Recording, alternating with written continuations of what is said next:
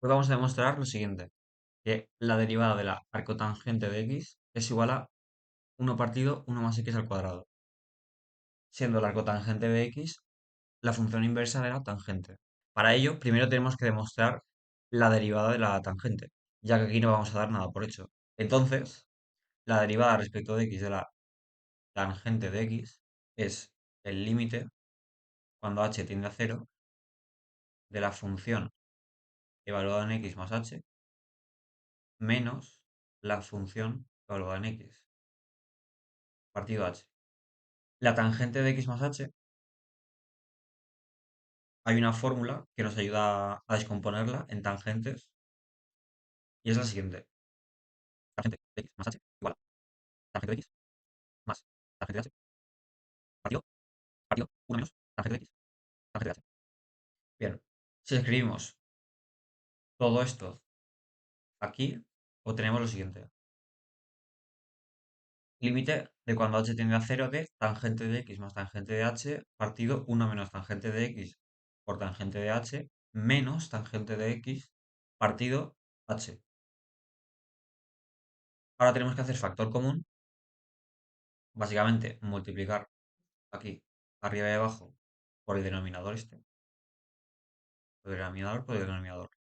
Y se nos queda lo siguiente, límite de cuando h tiende a cero de tangente de x más tangente de h menos tangente de x más tangente al cuadrado de x por tangente de h.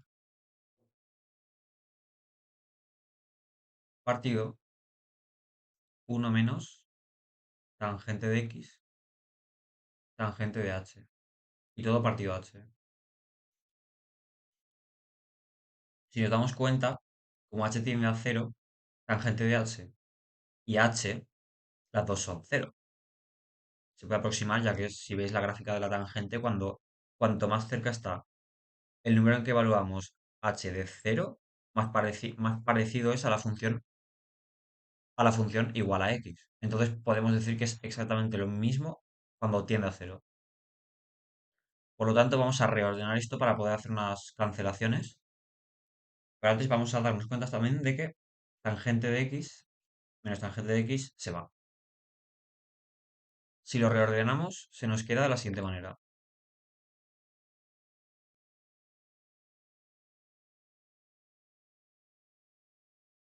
Tangente de h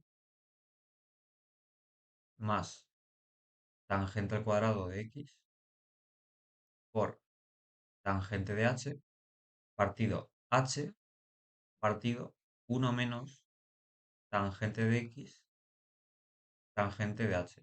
Y si nos fijamos, esto es cero, por lo tanto el denominador es 1 simplemente.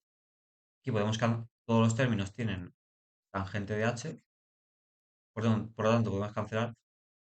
Aquí sería 1, aquí se nos quedaría tangente cuadrado. Entonces podemos decir que la derivada respecto de x de la tangente de x es igual a 1 más tangente al cuadrado de x.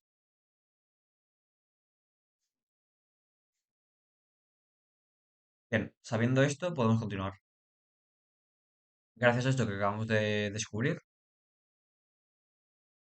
podemos derivar nuestra función en cuestión, que es igual a arcotangente de x. Pero como no sabemos directamente la derivada, tenemos que darle la vuelta a la ecuación. Entonces nos quedaría x igual a tangente de y. Ahora si derivamos en los dos lados, en cada lado respecto de su variable, nos queda que de x igual a la derivada de la tangente de y, que lo hemos calculado antes, 1 más tangente al cuadrado de y. Por la regla de la cadena, tenemos que multiplicar por la derivada, que en este caso sería y'. Que esto es lo que nos interesa, ya que lo que queremos calcular aquí es la derivada de y, del arcotangente.